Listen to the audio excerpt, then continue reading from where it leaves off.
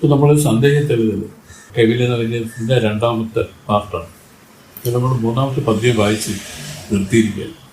ഇതിൽ മുഖ്യമായിട്ടുള്ള കാര്യം എന്താണെന്ന് വെച്ചാൽ, താണ്ഡവരായ സ്വാമികൾ തത്വവിളക്ക് പടലം എഴുതി ഗുരുസമർപ്പണം ചെയ്തപ്പോൾ നാരായണ സ്വാമി പറഞ്ഞു, ഇതുകൊണ്ടെന്ത് പ്രയോജനം, ഇത് ഒരു പൊതിക്കാത്ത തേങ്ങ പോലെ ഉള്ളൂ എന്ന് പറഞ്ഞു.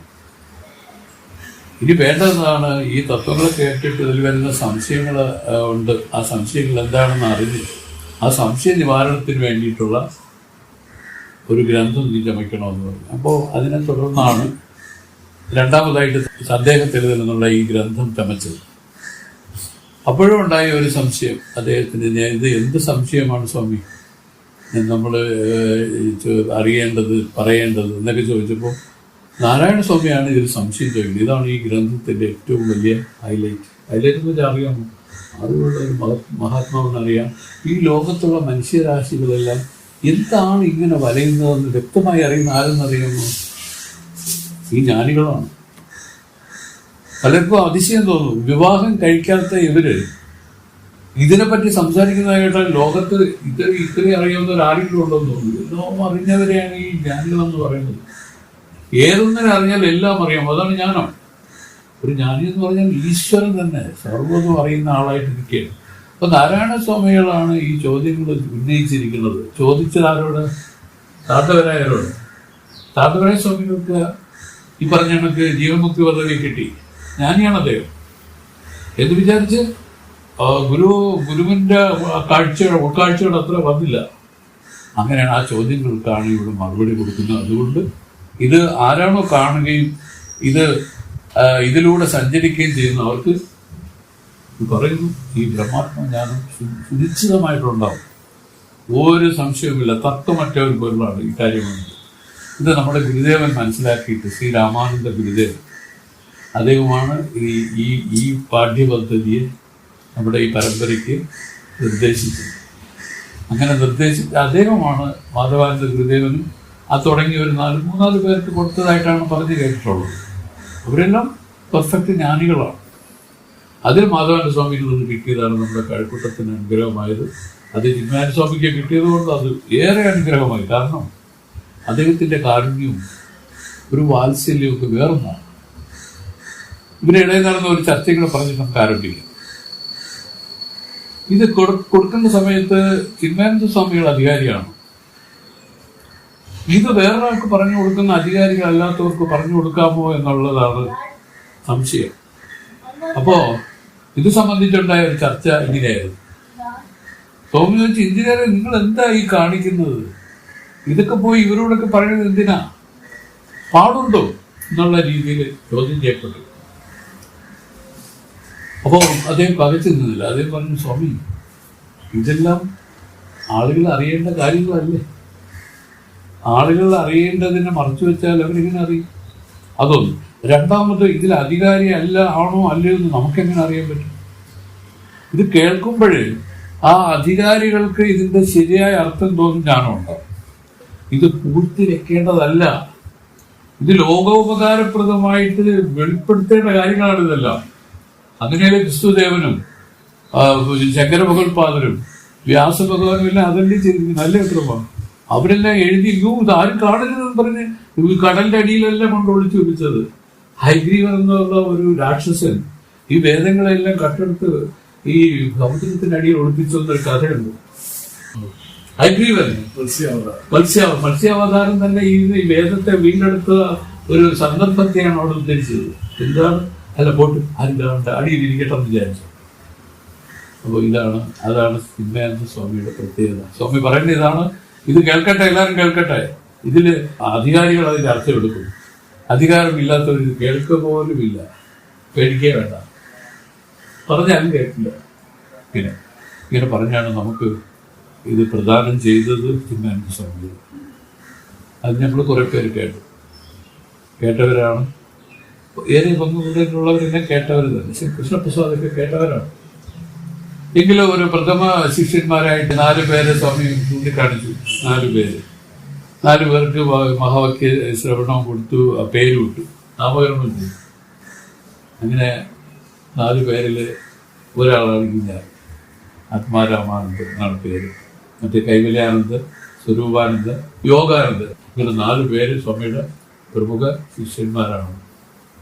അപ്പോൾ അങ്ങനെ എന്നോട് പറയുകയും ചെയ്തു, നീ ഇത് വായിച്ച ആൾക്കൊക്കെ പറഞ്ഞു കൊടുക്കും. എന്നെ പറഞ്ഞേൽപ്പിച്ച കാര്യം തന്നെയാണ് സ്വാമി. അതാണ് ഞാനിവിടെ നിൽക്കുന്നത്. അങ്ങനെയാണ് കാര്യങ്ങൾ പോകുന്നത്. അപ്പോൾ കൈവല്യത്തിൻ്റെ 2ാമത്തെ പാർട്ടിനെ പറ്റി ആമുഖം പറഞ്ഞത് മാത്രമേ ഉള്ളൂ. പറയണം. മൂലം 3, 3ാമത്തെ പദ്യം. ഇത് എങ്ങനെയാണ് ആ ശിഷ്യൻ തൻ്റെ ശിഷ്യന് അനുഭവം വന്നതായിട്ട് സ്വാമിക്കറിയാം. കണ്ടവരായർക്ക് കഴിഞ്ഞ ഇതിൽ അദ്ദേഹത്തിന് അനുഭവം വന്നു. ആ അനുഭവം എന്ന് വെച്ചാൽ ജീവൻ മുക്തനായി ആനന്ദത്തിൽ കുളിച്ചു. എന്നിട്ട് എണീറ്റ് പറഞ്ഞു, സ്വാമി ഞാൻ അന്ന് ചെയ്ത ഈ ഉപകാരത്തിന് ഞാൻ എന്താണ് പ്രത്യുപകാരം ചെയ്യേണ്ടതെന്ന് ചോദിച്ചു. അയ്യനേ അതുള്ള നിന്റെ അനന്ത ജന്മങ്ങൾ അതിപ്പോ സ്തുതിച്ചു വാഴ്ത്തി പറഞ്ഞപ്പോ സ്വാമി പറഞ്ഞു, നീ എനിക്ക് ഭൂമിയോ സ്വർണമോ അല്ലെങ്കിൽ വേറെ എന്തെങ്കിലും ഒന്നും എനിക്ക് തരണ്ട, അതൊന്നും എനിക്ക് ആവശ്യവുമില്ല. കാരണം ഇതെല്ലാം വെച്ചുപേക്ഷിച്ചവനാണ് ഞാൻ. എനിക്കെന്തിനു പണം, എനിക്കെന്തിനു വസ്തു. പക്ഷെ നീ എനിക്കൊരു കാര്യം തരണം. എന്താണെന്നറിയാമോ?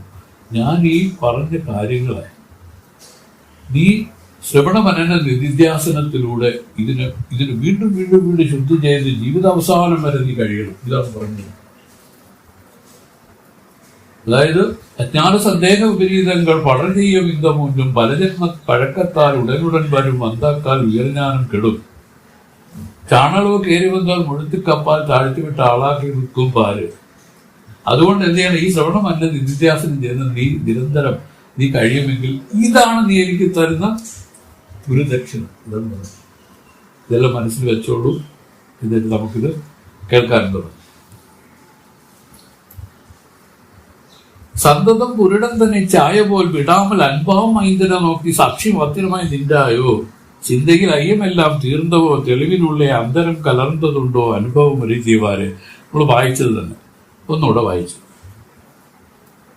അതായത് പുരുടൻ തന്നെ സന്തതം, പുരുഷനെ എപ്പോഴും സന്തതം എല്ലായ്പ്പോഴും വിട്ടു നീങ്ങാതെ എന്നൊരർത്ഥവുമുണ്ട് സന്തതം. ചായ പോൽ നിഴൽ പോലെ വിടാമൽ അൻപാം മൈന്ദനെ നോക്കി ക്ഷണനേരം പോലെ നീങ്ങാതെ തന്റെ അടുത്ത അൻപുള്ളവനായിരിക്കുന്ന ശിഷ്യനെ നോക്കി സാക്ഷി മാത്രമായി നിന്റായോ. ജാതാജ്ഞാനങ്ങൾ ഒഴിഞ്ഞ് ജ്ഞേയമായ സാക്ഷി മാത്രമായി നിൽക്കുന്നവനായി മാറിക്കഴിഞ്ഞോ, നീ മാറിക്കഴിഞ്ഞോ. അപ്പൊ ഇത് അനുഭവം വന്ന അദ്ദേഹത്തിന്റെ ശിഷ്യനോട് അദ്ദേഹം കുശല പ്രശ്നം ചെയ്തതായിട്ട് വിചാരിക്കും. എങ്ങനെയുണ്ട്, സുഖമാണോ എന്നൊക്കെ നമ്മൾ ചോദിക്കില്ല. അതുപോലെ ഇവരെ സംബന്ധിച്ച് ചോദിക്കുക ഇത്രയേ ഉള്ളൂ. ഇതുവരെയ്ക്കും ഈ ജ്ഞാതാവായിട്ട് കർമ്മങ്ങൾ ചെയ്യുന്നവനായിട്ട് സുഖദുഃഖം അനുഭവിക്കുന്നവനായിട്ട് ഇരുന്ന ആ സ്വഭാവത്തിൽ നമ്മളെ ഏറെക്കാലം വർത്തിച്ചതിന് ശേഷമാണ് ജ്ഞാനത്തിലേക്ക് വന്നത്. ജ്ഞാനത്തിലേക്ക് വന്നതിന് ശേഷവും ഈ ക്രിയകളൊക്കെ ഇതിലുണ്ട്. പക്ഷേ ഈ ക്രിയകൾ താനല്ല, തനിക്ക് താനുമായിട്ട് ഇതിലൊരു ബന്ധമില്ല. താൻ കേവലം സാക്ഷിയായിട്ടിരിക്കുകയാണെന്നുള്ള ഒരു പ്രതിവിജ്ഞയാണ് ജ്ഞാനമായിട്ടിരിക്കുന്നത്. ജ്ഞാനമായിട്ടിരിക്കുന്നത് എന്താണ്? ഇതെല്ലാം ഇതിന് മുമ്പിൽ നടക്കുന്നുണ്ട്. പക്ഷെ ഇതിനൊന്നും താൻ സംബന്ധിക്കുന്നില്ല. തന്റെ മുന്നിൽ നടക്കുന്ന കാര്യങ്ങൾ മാത്രമാണ്. താൻ വിചാരിക്കുകയാണെങ്കിൽ താൻ ഇതിന് കേവല സാക്ഷി മാത്രമാണ്. ഈ നിലയ്ക്കൊരു നിലപാട് നിനക്ക് സ്വീകരിക്കാനും അതിൽ നിലകൊള്ളാനും നിനക്ക് സാധിക്കുന്നുണ്ടോ? അതാണ് സാക്ഷി മാത്രമായി നിന്റെ ചോദിച്ചത്. അതുപോലെ ചോദിക്കുകയാണ്, ചിന്തയിൽ അയ്യമെല്ലാം കലർന്നതോ, നിന്റെ ചിന്തകളിൽ വീണ്ടും ഈ ഭേദബുദ്ധി ജനിക്കുന്നുണ്ടോ? ഭേദബുദ്ധി എന്ന് പറഞ്ഞാൽ എന്താണ്? രണ്ടെന്നുള്ള ഒരു വിചാരം, രണ്ടാമതൊന്നെന്നുള്ള ഒരു തോന്നൽ നിനക്കുണ്ടോ? ഈ ലോകത്തിൽ വ്യവഹരിക്കുമ്പോൾ പോലും രണ്ടെന്നുള്ള ഒരു നിലയ്ക്കാണ് അതിൽ ഈ രാഗദ്വേഷ മതമത്സരങ്ങൾ ഉണ്ടാവുന്നതെന്നാണ്. രണ്ടെന്ന് വന്നാൽ വേറൊന്നായി, അന്യമായാൽ അത് തനിക്ക് വ്യവഹാരത്തെ ഉണ്ടാക്കുന്ന ഒരു ഫാക്ടറായി മാറി. ഭയത്തെയാണ് ആദ്യം ഉണ്ടാക്കി. ആ ഭയത്തിൽ നിന്ന് ഈ രാഗദ്വേഷ മതമത്സരങ്ങളെല്ലാം 1 by 1 ആയിട്ട് ഉണ്ടാവുന്നത്. ഇത് നിനക്ക് മാറിയോ? ചിന്തയിൽ അയ്യമെല്ലാം തീർന്നവോ? നിന്റെ ചിന്തകളിലുള്ള ആ പഴയ വിപരീതമായ ബുദ്ധിയെല്ലാം പോയോ? അന്തരം കലർന്നതുണ്ടോ? ഭേദബുദ്ധി പിന്നെയും കലരുന്നുണ്ടോ? ഇതിന്റെ അനുഭവത്തെ പറയാം എന്ന് പറഞ്ഞാണ് ഈ ശിഷ്യനും ഗുരുവും കുശല പ്രശ്നങ്ങൾ ചെയ്യുന്നത്. ഇതൊരു സാധാരണ നമ്മൾ കാണുന്ന പോലെ കണ്ടാവും. അപ്പൊ അതിന് മറുപടിയായിട്ട് 4-ാമത്തെ പദ്യം നമ്മൾ വായിക്കുകയാണ്.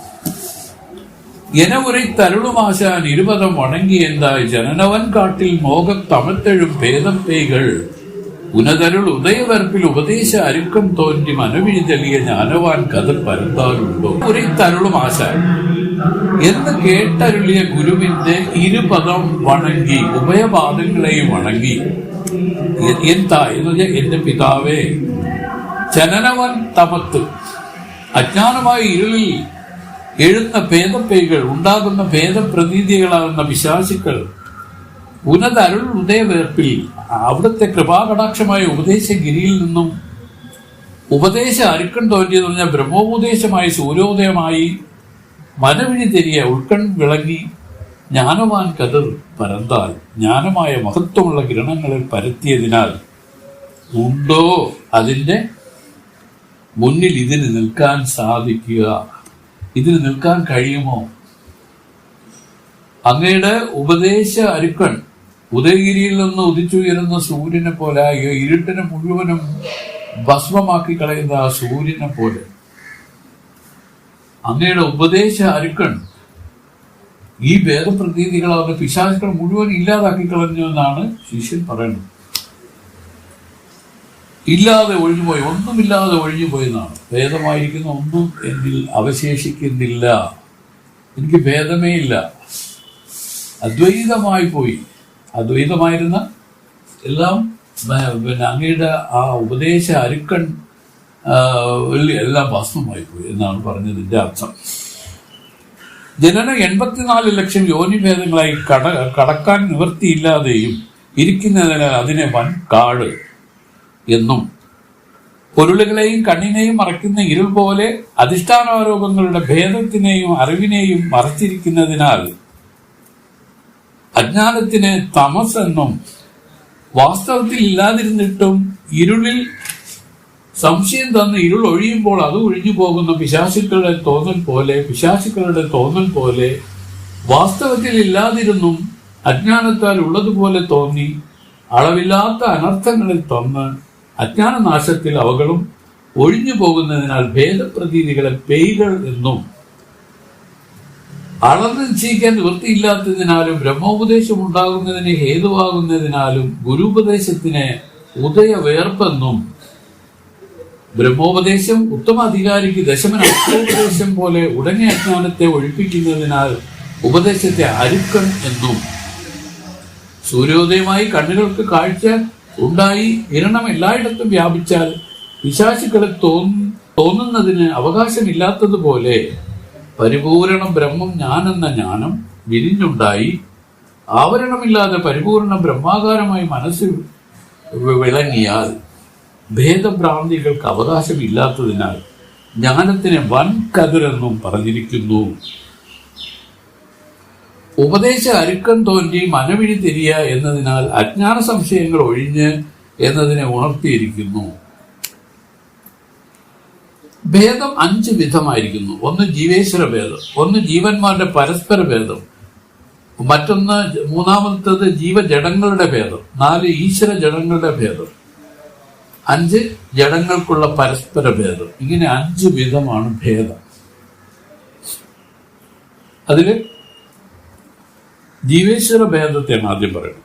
ഈ ഭേദങ്ങളെ മോക്ഷ സാധന വിളക്കത്തിൽ പിരിച്ചു പറഞ്ഞിട്ടുണ്ട്.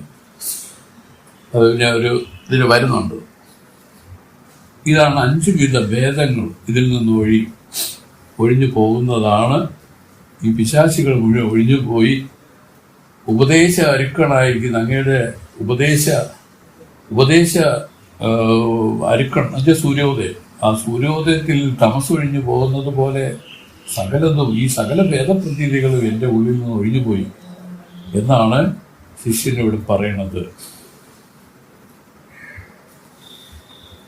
അതിന് ഇരുളതിന് സ്വപ്പ സാഹിത്യത്തിൽ കൂടെയാണ് ഈ കവിത, ഈ പാട്ട് രചിച്ചിരിക്കുന്നത്.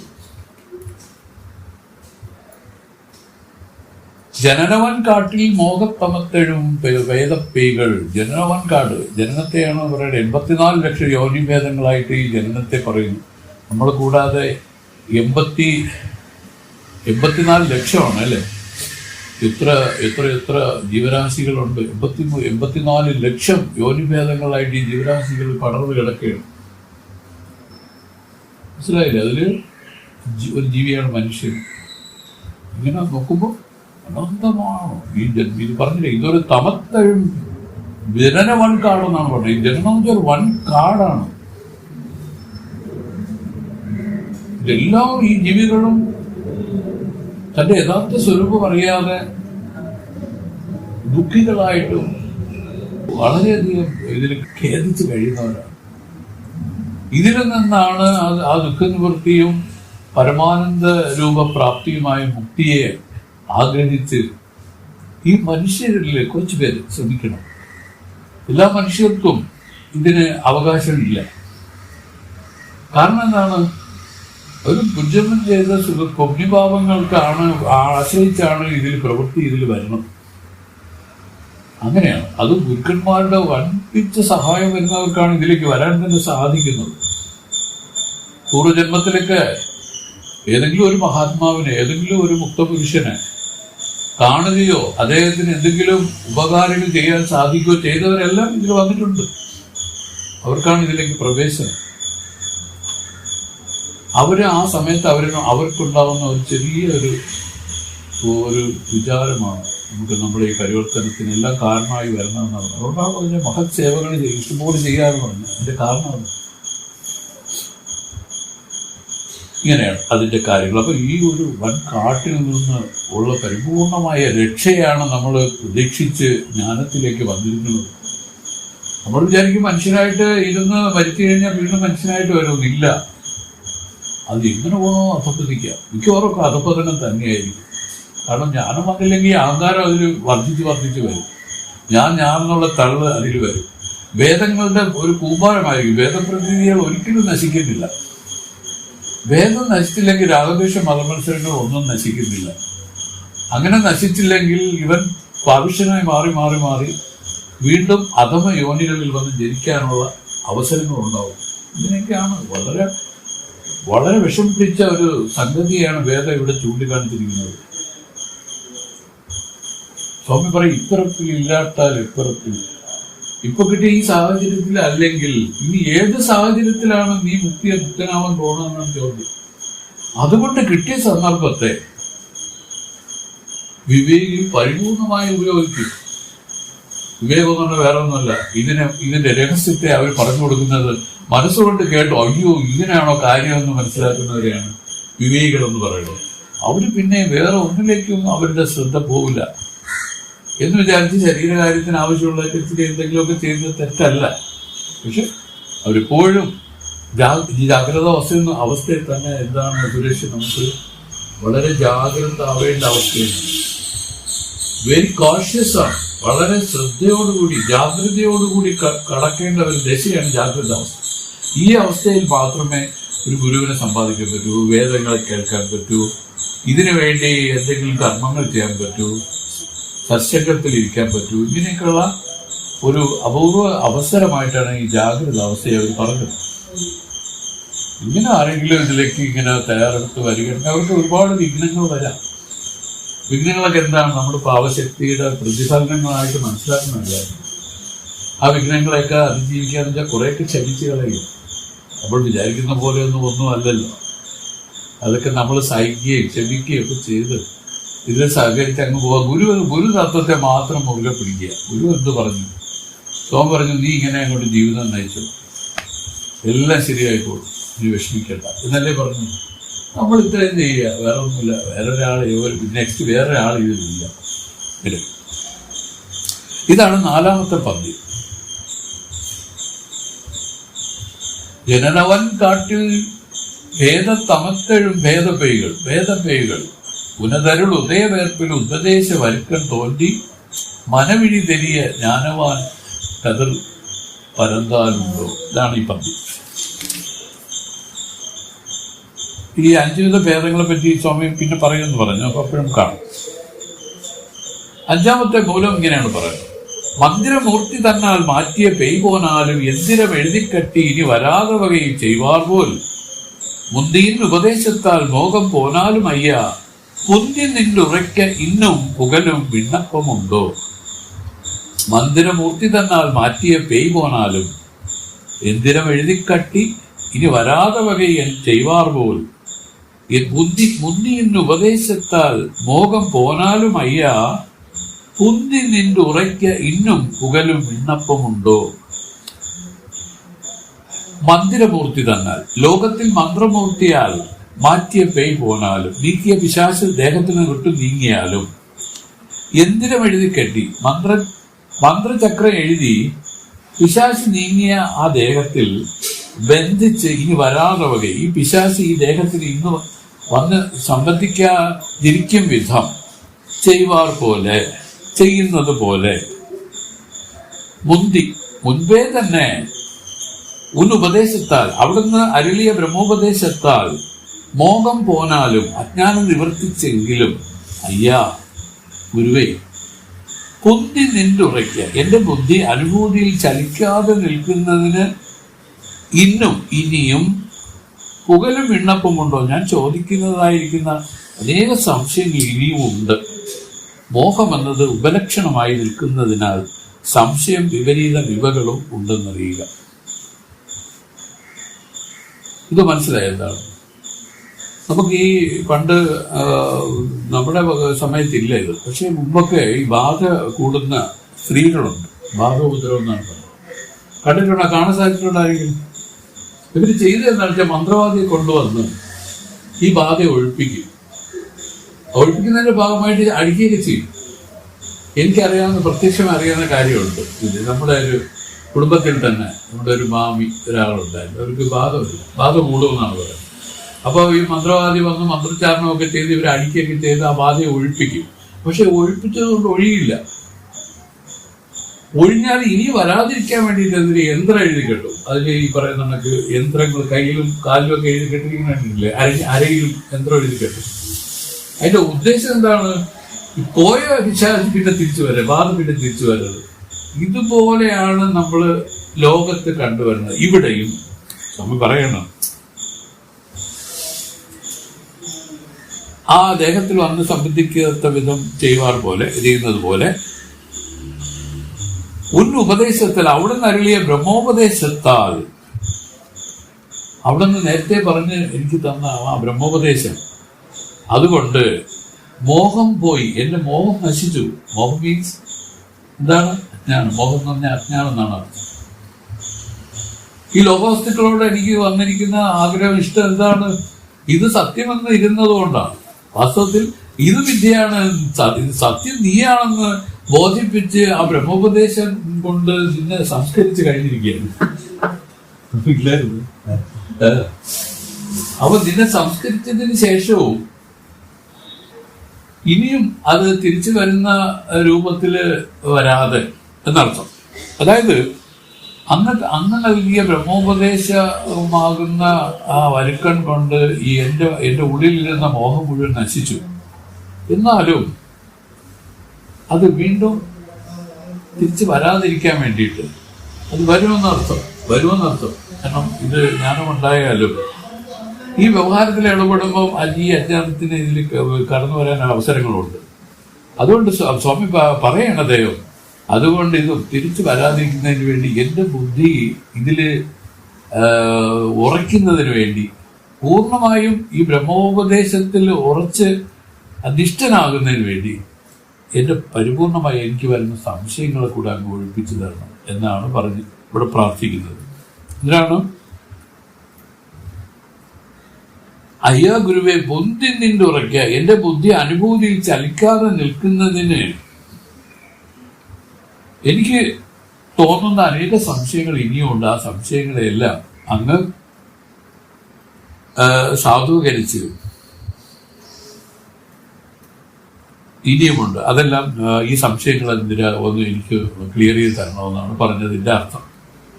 എനിക്കുണ്ടാകുന്ന ഈ സംശയങ്ങൾ ആ ഒഴിപ്പിച്ച ബാധ വീണ്ടും വരാനുള്ള അവസരത്തെ ഉണ്ടാക്കുമെന്നും ഇത് പരിപൂർണമായി ഒഴിഞ്ഞു പോകുന്ന വിധത്തിൽ ഇനിയും എൻ്റെ ബുദ്ധി അനുഭൂതിയിൽ ഉറയ്ക്കുന്നതിനായിട്ട് എനിക്ക് വരുന്ന സംശയങ്ങളെ കൂടെ അങ്ങ് പറഞ്ഞ് മാറ്റി എന്നെ അനുഭൂതി സ്ഥിരപ്രതിഷ്ഠനാക്കണം എന്നുള്ളതാണ് ഇവിടെ പറഞ്ഞു കൊടുക്കുന്നത്. മനസ്സിലായോ?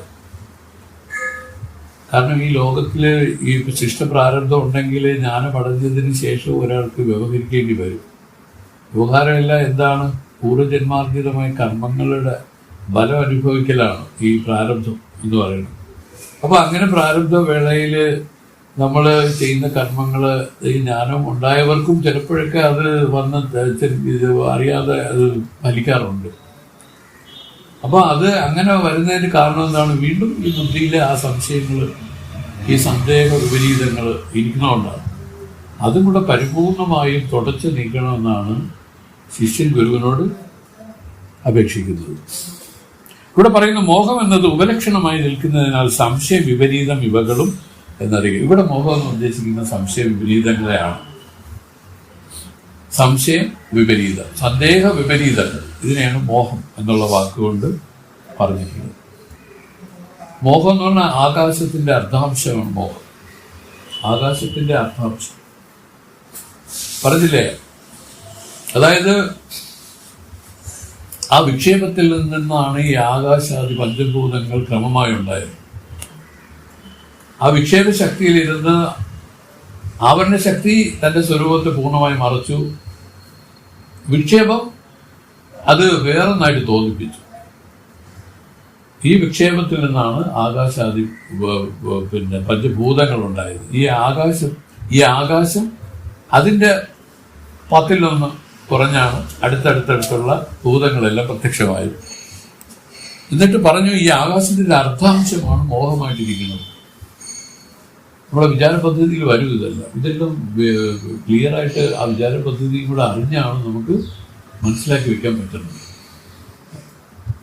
ഈ മോഹത്തിനെ തന്നെയാണ് അജ്ഞാനമായിട്ട് ഇവിടെ പറഞ്ഞിരിക്കുന്നത്. ഈ പറഞ്ഞ സംശയ വിപരീതങ്ങളായിട്ട് പറഞ്ഞിരിക്കുന്നത്. ഇതിനെ പരിപൂർണമായി ഇല്ലാതാക്കുന്നതിന് വേണ്ടി അങ്ങ് ഉപദേശം ചെയ്ത് കഴിഞ്ഞു. പക്ഷെ എന്നാലും എൻ്റെ ബുദ്ധി വീണ്ടും ഈ സംശയ വിപരീതങ്ങളിൽ പെടാതിരിക്കാനായിട്ട് അങ്ങ് എപ്പോഴും എനിക്ക് ഈ സംശയങ്ങളെ കൂടെ നിരാകരിച്ച് എൻ്റെ കൂടെ ഉണ്ടാവണം എന്നാണ് ഈ പദ്യം കൊണ്ട് അദ്ദേഹം പറഞ്ഞത്. മന്ദിരമൂർത്തി തന്നാൽ മാറ്റിയ പെയ് പോനാലും എന്തിനും എഴുതിക്കെട്ടി ഇനി വരാതെ വകை ചെയ്വാർ പോൽ മുന്തിൻ ഉപദേശത്താൽ മോഹം പോനാലും അയ്യ കുന്തിൻ നിന്നുറയ്ക്ക ഇന്നും മുകലും വിണ്ണപ്പമുണ്ടോ. 6ാമത്തെ പദ്യം. ആഗമ പുരാണത്താൽ അറിയൻറ്റും വാക്ക് കെട്ടാതേകമാം പിരമ്പമെന്റും ഇതയത്തിൽ ഉണർവായെന്റും ചോകമാം അനത്തിൽ കെട്ടാ ചുയം ജ്യോതി എന്റും ചൊന്നീർ ഭോഗമാം 2 ചങ്കൈ മുളൈത്തനം പറുത്തീടിയിലേ.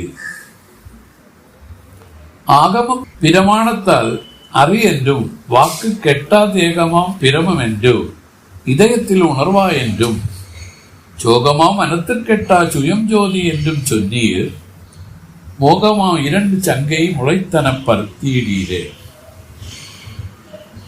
ആഗമപുരാണത്താൽ അറിയൻറ്റും നീ ബ്രഹ്മമെന്ന് ശ്രുതി പ്രമാണങ്ങളാൽ നിന്റെ നിജരൂപമായ ബ്രഹ്മത്തെ നീ അറിയുക എന്നും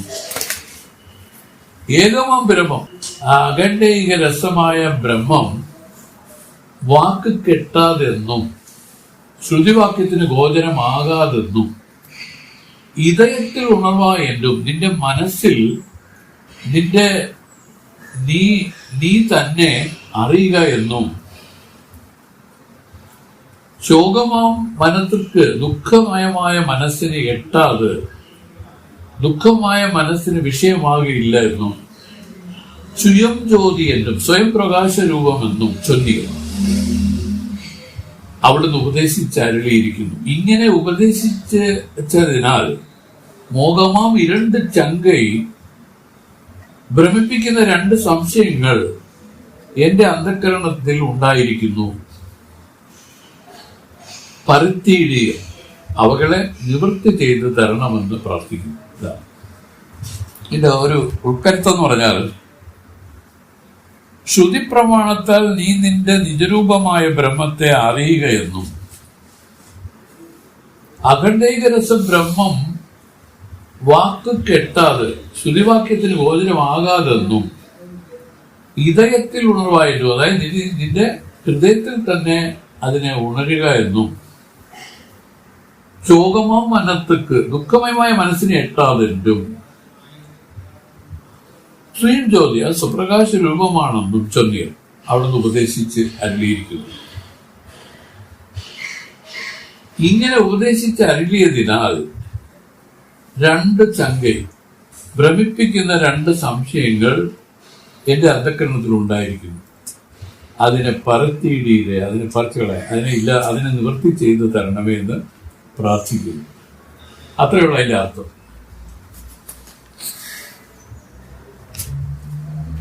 മറ്റേ മുപ്പിരാണത്താൽ വത്ത നിർണയം കൂടാതെ ഉറ്റതോർ വിടയം ഭൂതം ഉഭയമെന്റെ ആതലാലെ കുറ്റമാം ഗുണങ്ങൾ ഗുണവിജയിടം കൂടാമൽ ഇരിക്കയാലേ ഇട്ടത് വാക്ക് കെട്ടാതെ என்பതും അറിവാഴി നീയേ. മറ്റേ മുപ്പിരാണത്താൽ വസ്തു നിർണയം കൂടാതെ കുറ്റതോർ വിടയം ഭൂതം ഉഭയമെന്റെ ആതലാലെ കുറ്റമാം ഗുണവിജയിടം കൂടാമൽ ഇരിക്കയാലേ ഇറ്റത് വാക്ക് കെട്ട என்பതും അറിവായി നീയേ. പ്രത്യേക അഭിന്ന പരബ്രഹ്മം ഉറ്റത് ഓർ വിടയം അന്റ്. ഉറ്റത് ഓർ വിടയം അന്റ് അർത്ഥം നേത്രാദി ഇന്ദ്രിയങ്ങളോട് സംബന്ധിക്കുന്നതായ രൂപം മുതലായ വിശേഷങ്ങൾ പോലെ ഒരു വിഷയമല്ല എന്നർത്ഥം. ഭൂതമന്റ് ഭൂതവുമല്ല, ഉഭയമന്റ് ഉഭയവുമല്ല. ഉഭയമന്റെ ഇത് രണ്ടും കൂടെ ചേർന്നത് അതുമല്ല. ആതലാലേ അതുകൊണ്ട് മറ്റ് മുപ്പിരാണത്താൽ പ്രത്യക്ഷം അനുമാനം ഉപമാനം എന്ന മറ്റേ മൂന്ന് പ്രമാണത്താൽ വത്ത് നിർണയം കൂടാതെ ബ്രഹ്മനിശ്ചയം എങ്ങനെ സാധിക്കുകയില്ലയോ അങ്ങനെ കുറ്റമാം ഗുണവിജയിടം കുറ്റമായ ഗുണവിശേഷങ്ങളെ കൂടാമലിരിക്കയാല് പരമാർത്ഥമായി സംബന്ധിക്കാതിരിക്കുന്നതിനാൽ ഇറ്റത് ഇപ്രകാരം ഇരിക്കുന്ന ആ ബ്രഹ്മം വാക്ക് കെട്ടാതെൻപതും ആഗമപ്രമാണ രൂപമായ വാക്കിന് വിഷയമാകയില്ല എന്നതിനെയും നീ അറിയുക.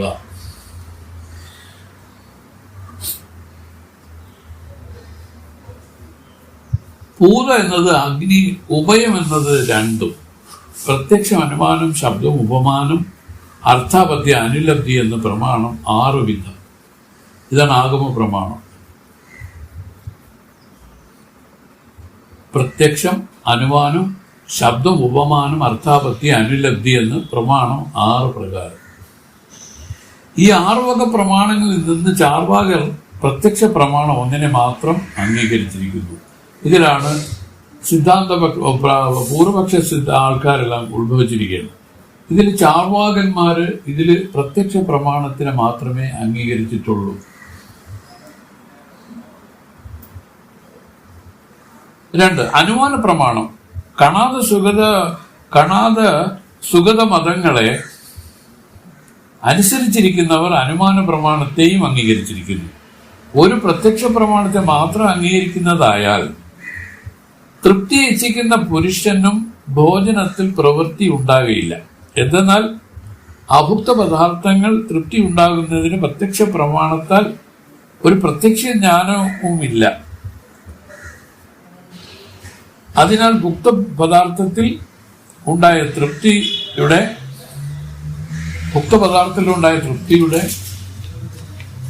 അനുഭവം അഭുക്ത പദാർത്ഥങ്ങളിൽ ഉണ്ടാകുമെന്ന അനുമാനത്താൽ അറിഞ്ഞ് തൃപ്തിക്കായി കൊണ്ട് ഭോജനത്തിൽ പ്രവൃത്തിയുണ്ടാകുന്നു. ആയതുകൊണ്ട് അനുമാന പ്രമാണത്തെയും അംഗീകരിച്ചിരിക്കുന്നതാകുന്നു.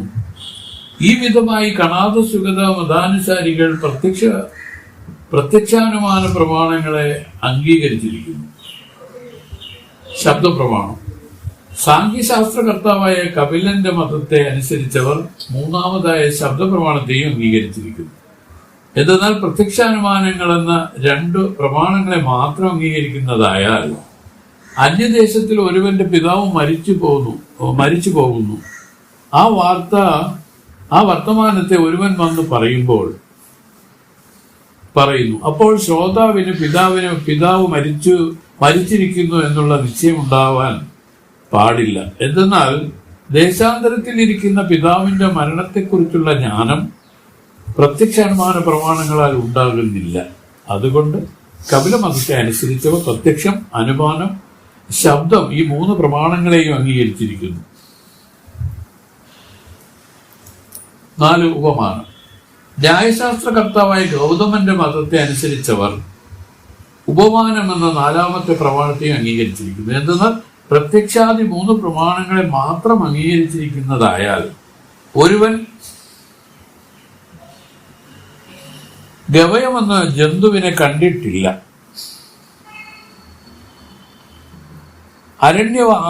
അരണ്യവാസിയായ മനുഷ്യനിൽ നിന്ന് ഗവയം പശുവിനെ പോലെ ആകുന്നു എന്ന് കേൾക്കുന്നു. അവൻ കാട്ടിൽ പോയി ഗവയത്തെ കാണുമ്പോൾ ആ മനുഷ്യൻ പറഞ്ഞത് ഓർമ്മയിൽ വരുന്നു. ഈ സ്മരണത്തിന് ശേഷം ഇത് ഗവയമെന്ന് അവന് ജ്ഞാനമുണ്ടാകുന്നു. ഉപമാന പ്രമാണത്തെ അംഗീകരിക്കാതിരുന്നാൽ ഈ ജ്ഞാനം ഉണ്ടാവാൻ പാടില്ല. അതുകൊണ്ട് ഇങ്ങനെയുള്ള വിലക്ഷണ ജ്ഞാനത്തിന് ഹേതുവായ ഉപമാന പ്രമാണത്തെയും അംഗീകരിച്ചിരിക്കുന്നു. 5 അർത്ഥാപത്തി പ്രമാണം. പൂർവമീമാംസകന്മാരിൽ ഒരുവനായ ഭട്ടന്റെ ശിഷ്യനായ പ്രഭാകരൻ അർത്ഥാപത്തി എന്ന 5ാമത്തെ പ്രമാണത്തെയും അംഗീകരിച്ചിരിക്കുന്നു. പകലിൽ ഭക്ഷണം കഴിക്കാത്ത പുരുഷനെ സ്ഥൂലനായി കണ്ടിവൻ രാത്രി ഭക്ഷണം ചെയ്യുന്നു എന്ന് ജ്ഞാനമുണ്ടാകുന്നു. എന്നാൽ രാത്രി ഭോജനവും ഇല്ലാതെ പകലും ഭക്ഷണമില്ലാതിരുന്നാൽ സ്ഥൗല്യമുണ്ടാകുകയില്ല. അതിനാൽ രാത്രി ഭോജനം തന്നെ സ്ഥൂലതയ്ക്ക് ഹേതു. ഈ കാര്യമായ സ്ഥൂലതയ്ക്ക് രാത്രി ഭോജനം കാരണമായിരിക്കുന്നു. ഈ കാരണമായിരിക്കുന്ന രാത്രി ഭോജനത്തിന്റെ ജ്ഞാനത്തിന് ഹേതുവായ സ്ഥൂലതയുടെ ജ്ഞാനത്തെ അർത്ഥാപത്തി പ്രമാണം പറഞ്ഞിരിക്കുന്നു. പൂർവമീമാംസകരായ ഭട്ടർ അനുപലബ്ധി 6ാമത്തെ പ്രമാണത്തെയും അംഗീകരിച്ചിരിക്കുന്നു. അനുപലബ്ധി എന്ന 6ാമത്തെ പ്രമാണത്തെയും അംഗീകരിച്ചിരിക്കുന്നു. വേദാന്ത ശാസ്ത്രത്തിലും 6 പ്രമാണങ്ങളെ അംഗീകരിച്ചിരിക്കുന്നു. അനുപലബ്ധി പ്രമാണത്തിന്റെ പ്രയോജനം എന്തെന്നാൽ ഗ്രഹം മുതലായവയിൽ ഘടാദികളില്ല എന്ന ജ്ഞാനമുണ്ടാകുന്നു. അപ്പോൾ ഏത് പദാർത്ഥം പ്രതീതമാകുന്നില്ലയോ അതിന്റെ അഭാവ ജ്ഞാനമുണ്ടാകുന്നു. ഈ അപ്രതീതിക്ക് അനുപലബ്ധി എന്ന് പേർ. ഘടം പ്രകാശിക്കാത്തതിനാൽ ഘടമില്ലെന്ന നിശ്ചയമുണ്ടാകുന്നു. ഇപ്രകാരം പദാർത്ഥങ്ങളുടെ അഭാവത്തിന്റെ നിശ്ചയത്തിന് കാരണമായ അപ്രതീതിക്ക് അനുപലബ്ധി പ്രമാണമെന്ന് പേർ. അനുപലബ്ധി. പ്രമാലക്ഷണം. പ്രമാജ്ഞാനത്തിന് ഏത് കാരണമോ അതിനെ പ്രമാണമെന്ന് പറയുന്നു. സ്മൃതിക്ക് ഭിന്നമായും ബാധിക്കപ്പെടാത്ത പദാർത്ഥത്തെ വിശദീകരിക്കുന്നതുമായിരിക്കുന്ന ജ്ഞാനത്തെ പ്രമ എന്ന് പറയും. സ്മൃതിജ്ഞാനം പ്രമയല്ല. എന്നാൽ പ്രമാജ്ഞാനം പ്രമാതാവിനെ ആശ്രയിച്ചതാകുന്നു. സ്മൃതി പ്രമാവിനെ ആശ്രയിച്ചതല്ല, എന്നാൽ സാക്ഷിയെ ആശ്രയിച്ചതായിരിക്കുന്നു അംഗീകരിച്ചിരിക്കുന്നു. ഭ്രാന്തിജ്ഞാനത്തെയും സംശയത്തെയും സാക്ഷിയെ ആശ്രയിച്ചിരിക്കുന്നതായി അംഗീകരിച്ചിരിക്കുന്നു. ആയതുകൊണ്ട് സ്മൃതി, ഭ്രാന്തി, സംശയം ഈ 3 ആഭാസസഹിത അവിദ്യയുടെ വൃത്തിരൂപങ്ങളായിരിക്കുന്നു. അന്ധകരണ വൃത്തിരൂപങ്ങളായിരിക്കുന്നില്ല. അതിനാൽ അതുകൾക്ക് പ്രമാതാവിനെ ആശ്രയിച്ചവയല്ല, എന്നാൽ സാക്ഷിയെ ആശ്രയിച്ചിരിക്കുന്നു. ഏത് അന്ധകരണ വൃത്തിരൂപ ജ്ഞാനമോ അത് പ്രമാതാവിനെ ആശ്രയിച്ചതായിരിക്കും. അതിനെ തന്നെ പ്രമേയമെന്ന് പറയുന്നു. സ്മൃതിജ്ഞാനം അന്ധകരണ വൃത്തി അല്ലാത്തതിനാൽ പ്രമാതാവിനെ ആശ്രയിക്കുന്നില്ല, പ്രമേയവുമല്ല. ആകയാൽ പ്രമാലക്ഷണത്തിൽ സ്മൃതിയെ പരിഹരിക്കേണ്ടതാകുന്നു. ബാധിക്കപ്പെടാത്ത പദാർത്ഥത്തെ വിഷയീകരിക്കുന്ന ജ്ഞാനം സ്മൃതിജ്ഞാനമായും ഭവിക്കുന്നു. എന്നാൽ സ്മൃതിജ്ഞാനം സ്മൃതിക്ക് ഭിന്നമല്ല, സ്മൃതി രൂപമായി തന്നെ ഇരിക്കുന്നു. ആയതുകൊണ്ട് ബാധിക്കപ്പെടാത്ത പദാർത്ഥത്തെ വിഷയമാക്കിക്കൊണ്ടു സ്മൃതിക്ക് ഭിന്നമായിരിക്കുന്ന ജ്ഞാനത്തെ പ്രമ എന്ന് പറയുന്നു. ഇതിൽ ഒരു ദോഷവുമില്ല. വേറെ ചിലർ സ്മൃതിജ്ഞാനത്തെയും പ്രമാരൂപമായി ഭാവിക്കുന്നു. അവരുടെ പദപ്രകാരം പ്രമയുടെ ലക്ഷണത്തിൽ സ്മൃതിയെ ഉപേക്ഷിച്ചിട്ടില്ല. എന്നാൽ ബാധിക്കപ്പെടാത്ത പദാർത്ഥത്തെ വിഷയമാക്കുന്ന ജ്ഞാനത്തെ പ്രമ എന്ന് പറയുന്നു. ഭ്രാന്തിജ്ഞാനം ബാധിക്കാത്ത പദാർത്ഥത്തെ വിഷയീകരിക്കുന്നില്ല, എന്നാൽ ബാധിക്കപ്പെടുന്ന പദാർത്ഥത്തെ വിഷയീകരിക്കുന്നു. അതിനാൽ പ്രമാലക്ഷണത്തെ ഭ്രാന്തിജ്ഞാനത്തിൽ കാണുന്നില്ല. സ്മൃതിജ്ഞാനത്തെയും പ്രമ എന്ന് പറയുന്ന മതത്തിൽ സ്മൃതിജ്ഞാനം അന്ധകരണ വൃത്തിയായിരിക്കുന്നു. അവിദ്യാവൃത്തിയാകുന്നില്ല. പിന്നെ സാക്ഷിയെ ആശ്രയിച്ചിരിക്കുന്നുമില്ല, പ്രമാതാവിനെ ആശ്രയിച്ചിരിക്കുന്നു. എന്തെന്നാൽ അന്ധക്കരണം വൃത്തിക്ക് ആശ്രയം പ്രമാതാവല്ലാതെ സാക്ഷിയല്ല. അന്ധക്കരണ വൃത്തിക്ക് ആശ്രയം പ്രമാതാവല്ലാതെ സാക്ഷിയല്ല. സിദ്ധാന്തം. ഇതൊക്കെ ഓരോ പൂർവപക്ഷങ്ങളാണ് പറയുന്നത്. സിദ്ധാന്തം, അതിന്റെ സിദ്ധാന്തപക്ഷം പറയും. ചിലരുടെ മതത്തിൽ സ്മൃതിജ്ഞാനം അന്ധക്കരണ വൃത്തിയായിരിക്കുന്നതിനാൽ പ്രമാരൂപമായിരിക്കുന്നു. മറ്റു ചിലരുടെ മതത്തിൽ അവിദ്യാരൂപമായിരിക്കുന്നതിനാൽ പ്രമരൂപമാകുന്നില്ല. ഭ്രാന്തിജ്ഞാനവും സംശയജ്ഞാനവും എല്ലാവരുടെ മതത്തിലും അവിദ്യാവൃത്തിയായും സാക്ഷിയെ ആശ്രയിച്ചു കൊണ്ടുമിരിക്കുന്നു. ഇതിലൊരു വിവാദവുമില്ല. വിചാരിച്ചു നോക്കുമ്പോൾ സ്മൃതിജ്ഞാനവും അവിദ്യാവൃത്തിയായും സാക്ഷിയെ ആശ്രയിച്ചതായും ഇരിക്കുന്നു, പ്രമാരൂപമാകുന്നില്ല. എന്തെന്നാൽ വേദാന്ത സമ്പ്രദായത്തെ അറിഞ്ഞവർ പ്രമാജ്ഞാനത്തെ 6 വിധമായി ഭാഗിച്ചിരിക്കുന്നു.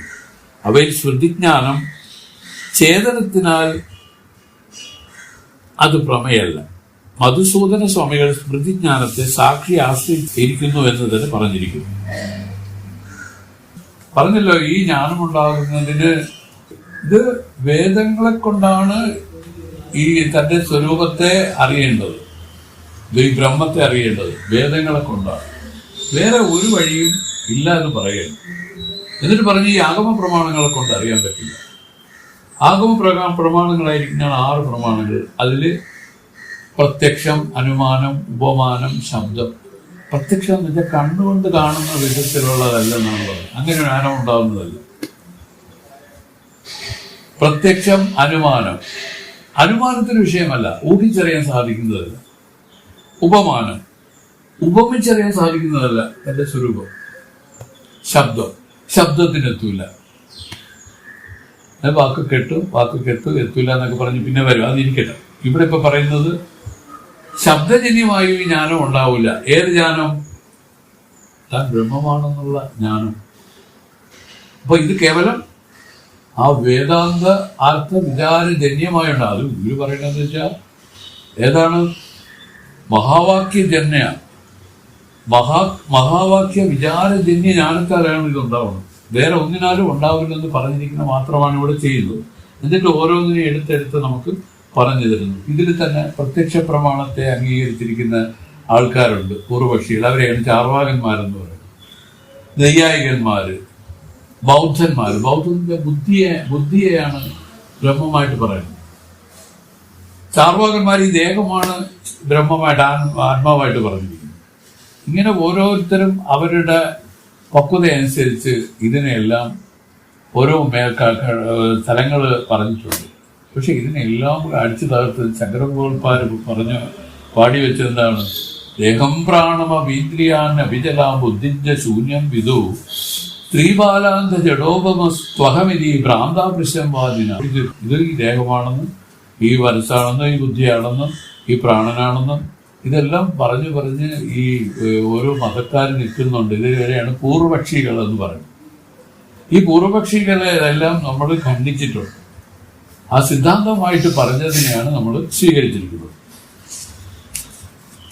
ഇതിൽ തന്നെ സ്മൃതിജ്ഞാനവും പ്രത്യഭിജ്ഞാനവും 2 ജ്ഞാനമാണ്.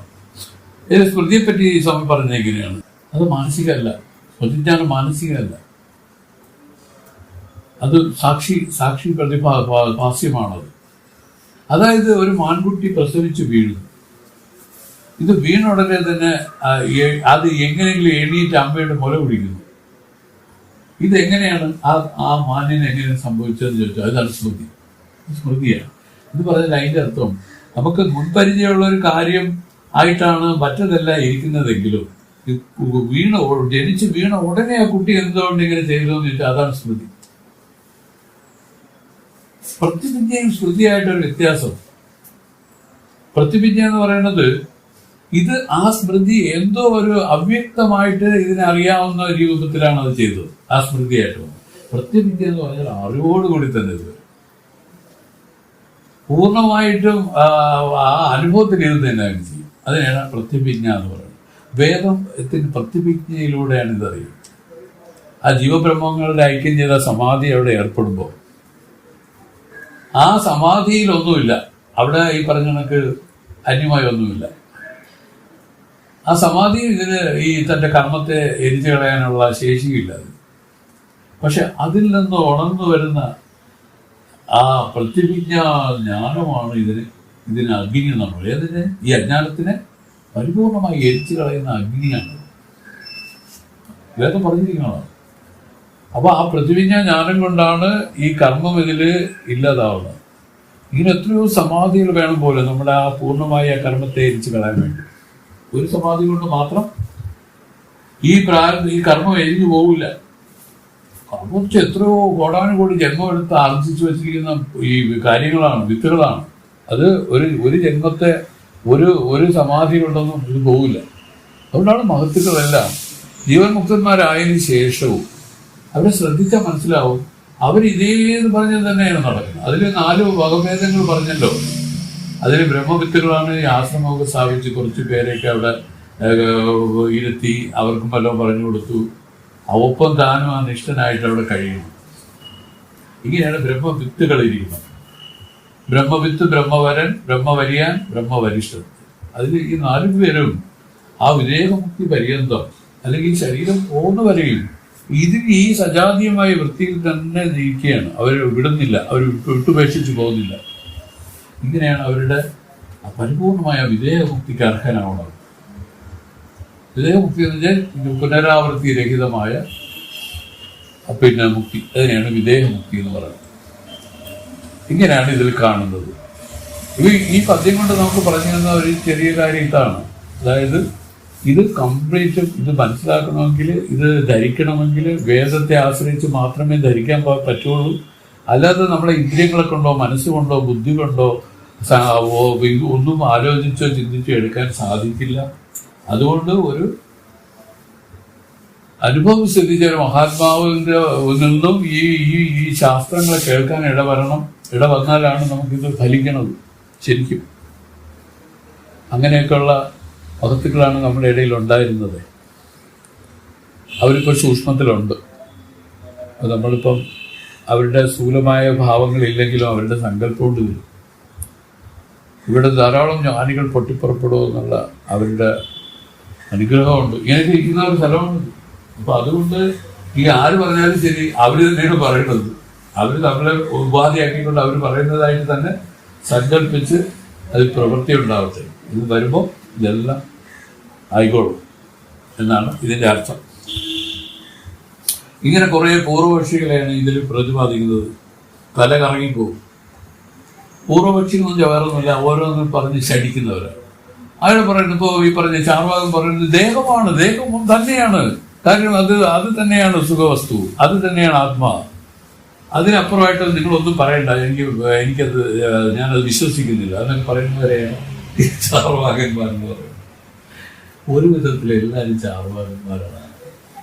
ദേഹമാണെന്നുള്ള വിചാരത്തിൽ ദേഹത്തിന് വേണ്ടിയുള്ള പരിപാടികൾ ചെയ്ത് ജീവിക്കുന്നവരല്ലേ എല്ലാവരും. ഇതാണ് ചാർവാക സിദ്ധാന്തം. അപ്പം എന്താണ് ദേഹത്തിന് ഇത്രയും പ്രാധാന്യം? ദേഹമാണ് ആത്മാ, ദേഹമാണ് ആത്മാ. അഹം, ദേഹോഹം എന്നുള്ള ബുദ്ധി ഇതിൽ പ്രവർത്തിക്കുന്നവരെയാണ് ചാർവാകന്മാരായിട്ട് പറയുന്നത്. അപ്പൊ ഈ പറയുന്ന അഷ്ടപ്രമാണങ്ങൾ, അതാണ് ആഗമ പ്രമാണത്താൽ അറിയാൻ പറ്റില്ല. ഈ ആഗമ പ്രമാണങ്ങൾ കൊണ്ട് അറിയുന്ന വിധത്തിലല്ല തൻ്റെ സ്വരൂപം ഇരിക്കുന്നത്. ഈ ബ്രഹ്മത്തെ അറിയാൻ പറ്റില്ല. കേവലം ആ വേദ പറഞ്ഞില്ലേ, തത്വമസി മഹാവാക്യ വിചാരജന്യമായിരിക്കുന്ന ഒരു ജ്ഞാനം കൊണ്ട് ഇത് അറിയാൻ പറ്റും. ഇതാണ് പറഞ്ഞതിൻ്റെ ശരിക്കുള്ള കാര്യം. അതിന് സ്വാമി ഓരോ മതക്കാരെയും നമുക്ക് പരിചയപ്പെടുത്തുകയാണ്. മതക്കാരെന്ന് പരിചയപ്പെടുത്തേണ്ട കാര്യം എന്താണ് സുരേഷ്? നമ്മളിത് ഏതോ ഒരു മതത്തിൽ പെട്ടിരിക്കുകയാണ്. അത് പരിശോധിക്കാനും അങ്ങനെ ഇരിക്കുന്നതുകൊണ്ട് കഥയില്ലെന്ന് മനസ്സിലാക്കി പരിവർത്തനപ്പെടുത്തി പ്രവർത്തിക്കാനുമാണ്. നമ്മൾ ഏതോ മതക്കാരാണ് കേട്ടോ. ഭൂരിപക്ഷവും ചാർവാകന്മാര് തന്നെ. നമ്മൾ പറയും ചാർവാക ദേഹമാണ്. ദേഹം എന്നുള്ള അതിന് ഇമ്പോർട്ടൻസ് വരുമ്പോഴാണല്ലോ നമ്മൾ എല്ലാ കാര്യങ്ങളും അതിന്റെ റൂട്ടിൽ പ്രവർത്തിക്കുന്നത്. ഇതല്ലെന്ന് അവർ പറഞ്ഞു. ആദ്യമേ അടിച്ച് താഴേണ്ടതാണ് ദേഹം നീയല്ല. അങ്ങനെ ഓരോന്നോരോന്നായിട്ട് മനസ്സ് നീയല്ല, ബുദ്ധി നീയല്ല, ഈ അഹങ്കാരവും നീയല്ല. ഞാനല്ല. നമ്മൾ പറയുമ്പോൾ ഞാനല്ല, ഈ അഹങ്കാരവും ഞാനല്ല, ഞാൻ ഇതിനെല്ലാം വിലക്ഷണമായിരിക്കുന്ന സത്യചിത്ത ആനന്ദരവും ബ്രഹ്മമാണ് എന്ന് പറയും. ഇതാണ് പറഞ്ഞ് നമുക്ക് ലാസ്റ്റിൽ അവർ മനസ്സിലാക്കി തരുന്നു. പ്രമകളെ പറയുമ്പോൾ 6 വിധ പ്രമകളെ പറയാം. പ്രത്യക്ഷ പ്രമ, അനുമതി പ്രമ, ഉപമതി പ്രമ, ശബ്ദപ്രമ, അർത്ഥപ്രമ, അർത്ഥാപത്തി പ്രമ, അഭാവപ്രമ. മുമ്പ് പറഞ്ഞ പ്രത്യക്ഷാദി പ്രമാണങ്ങൾ ഇവയ്ക്ക് ക്രമേണ കാരണങ്ങളായിരിക്കുന്നു. പ്രത്യക്ഷമായുള്ള കരണത്തെ പ്രത്യക്ഷ പ്രമാണമെന്ന് പറയുന്നു. സകല കാര്യങ്ങൾക്കും കാരണമായിരിക്കുന്നതിനെ സാധാരണ കാരണമെന്ന് പറയുന്നു. ധർമാധർമ്മങ്ങൾ സകല കാര്യങ്ങൾക്ക് കാരണമാകുന്നതിനാൽ സാധാരണ കാരണങ്ങളായിരിക്കുന്നു. സകല കാര്യങ്ങൾക്കും കാരണമാകാതെ ചില കാര്യങ്ങൾക്ക് മാത്രം കാരണമായിരിക്കുന്നതിനെ അസാധാരണ കാരണമെന്ന് പറയുന്നു. ദണ്ഡം സകല കാര്യങ്ങൾക്കും കാരണമാകുന്നില്ല, എന്നാൽ ഘടാദി കാര്യ വിശേഷണങ്ങൾക്ക് കാരണമായിരിക്കും. അതിനാൽ ദണ്ഡത്തെ ഘടത്തിന് അസാധാരണ കാരണമെന്നും പറയുന്നു. അതുപോലെ പ്രത്യക്ഷ പ്രമയ്ക്ക് ഈശ്വരനും ഈശ്വരന്റെ ഇച്ഛ മുതലായവയും സാധാരണ കാരണങ്ങളായിരിക്കുന്നു. എന്തെന്നാൽ ഈശ്വരൻ മുതലായവ സകല കാര്യങ്ങൾക്കും കാരണങ്ങളായിരിക്കുന്നു. അവയെ കൂടാതെ ഒരു കാര്യവും ഉണ്ടാകുന്നില്ല. അതിനാൽ ഈശ്വരാദികൾ സാധാരണ കാരണങ്ങളായിരിക്കുന്നു. നേത്രം മുതലായ ഇന്ദ്രിയങ്ങൾക്ക് പ്രത്യക്ഷ പ്രമയ്ക്ക് സാധാരണ കാരണമായിരിക്കുന്നു. അതിനാൽ അവ പ്രത്യക്ഷ പ്രമയുടെ കാരണങ്ങളാകും. ഈ വിധത്തിൽ നേത്രേന്ദ്രിയങ്ങളെ പ്രത്യക്ഷ പ്രമാണങ്ങളായി പറയുന്നു. വേദാന്ത സിദ്ധാന്തത്തിൽ ഇന്ദ്രിയത്തെ പ്രമാജ്ഞാനത്തിൽ കാരണമായി പറയുന്നത് ശരിയല്ല. എന്തെന്നാൽ ചൈതന്യത്തിൽ 4 ഭേദങ്ങളുണ്ട്. പ്രമാതൃ ചൈതന്യം, പ്രമാണ ചൈതന്യം, പ്രമിത ചൈതന്യം അല്ലെങ്കിൽ പ്രമാ ചൈതന്യം, പ്രമേയം അല്ലെങ്കിൽ വിഷയ ചൈതന്യം. ഇപ്രകാരം പ്രമാ ചൈതന്യ സംബന്ധികളായിരിക്കുന്നു. ആ ചൈതന്യം നിത്യ ഇന്ദ്രിയജന്യമല്ല. അതിനാൽ ഇന്ദ്രിയം അതിന് കാരണമാകുന്നില്ല. എന്നാലും ചൈതന്യത്തിൽ പ്രമാവ്യാവഹാരത്തിന് കാരണമായ വൃത്തിക്ക് പ്രമയെന്നും പേർ. ആ വൃത്തിക്ക് ഇന്ദ്രിയം കാരണമായിരിക്കുന്നു. ഇങ്ങനെ അതിനെപ്പറ്റി പറയണം. ജസ്റ്റ് ഒന്ന് കേട്ടാൽ മതി. കാരണം വെച്ചാല് ഇതിൽ ഈ താത്വികന്മാരും മതാനുസാരികളും ഒക്കെ ഉണ്ട്. ഒരു ഭയങ്കര ബുദ്ധി രാക്ഷസന്മാരാണ്. അവരെ എല്ലാം ഉദ്ദേശിച്ചാണ് ഇത് പറഞ്ഞിരിക്കുന്നത്. വലിയ വലിയ മഹാരഥന്മാരുണ്ട് ഇതില്. അവരെ ബുദ്ധിക്ക് എങ്ങനെ നിൽക്കുന്നത് ശരി, നമുക്ക് ബുദ്ധിയില്ലെന്നാണ് പറയാം.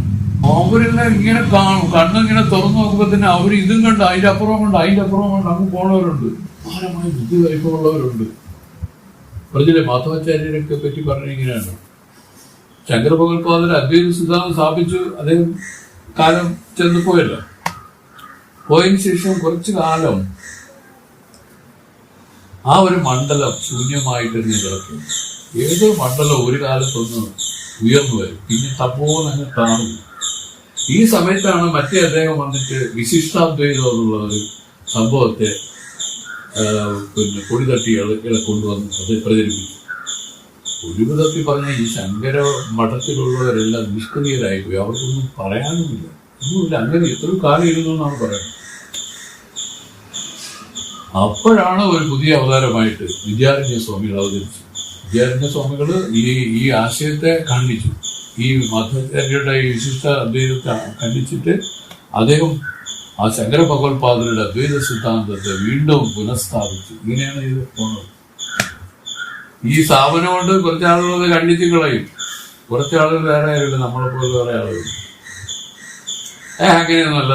100 പേര് പറയുമ്പോൾ ആളുകളെല്ലാം കൂടെ ശരി അങ്ങനെയല്ല അല്ലേ എന്ന് പറഞ്ഞാൽ അവർ നിൽക്കും. കാര്യം അവർക്ക് ഇത് ഒഴിച്ചാൽ മതി.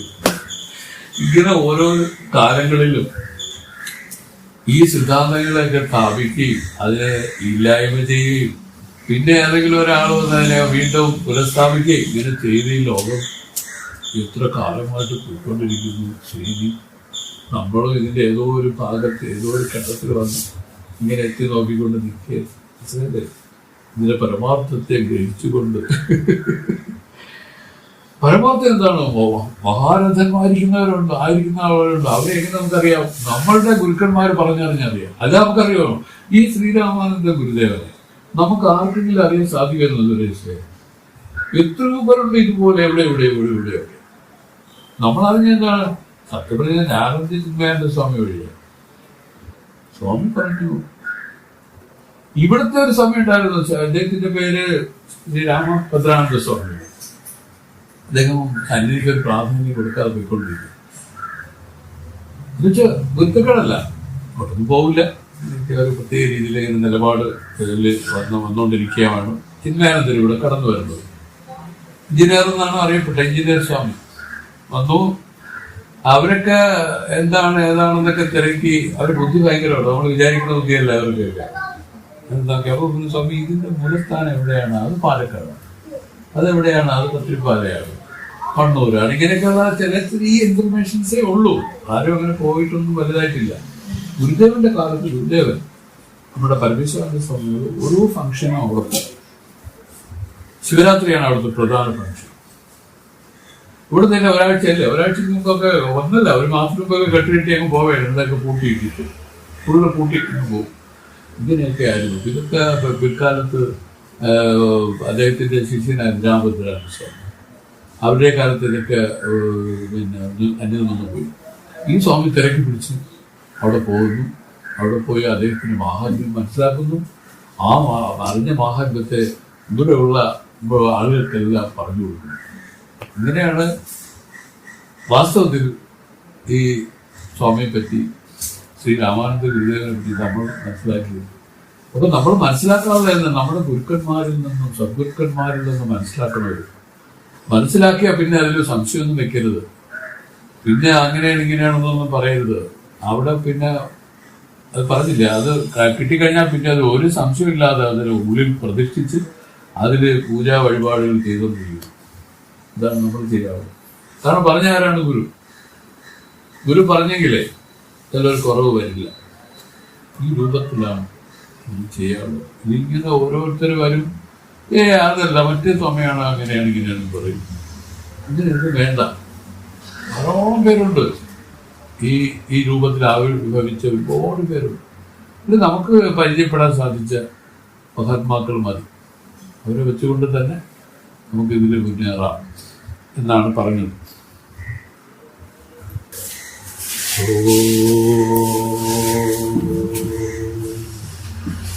അയ്യനെ എന്നുള്ളതിന്റെ അനന്ത ജന്മങ്ങളാണ്ടവയ്യനെ ഉപദേശിക്ക വെളിവന്ന ഗുരുവേ പോറ്റി ഉയവേ മുക്തി നൽകും ഉദവിക്കോരുദവിനായേ ദൈവമാരും കാണേ തിരുവടി പോറ്റി പോറ്റി.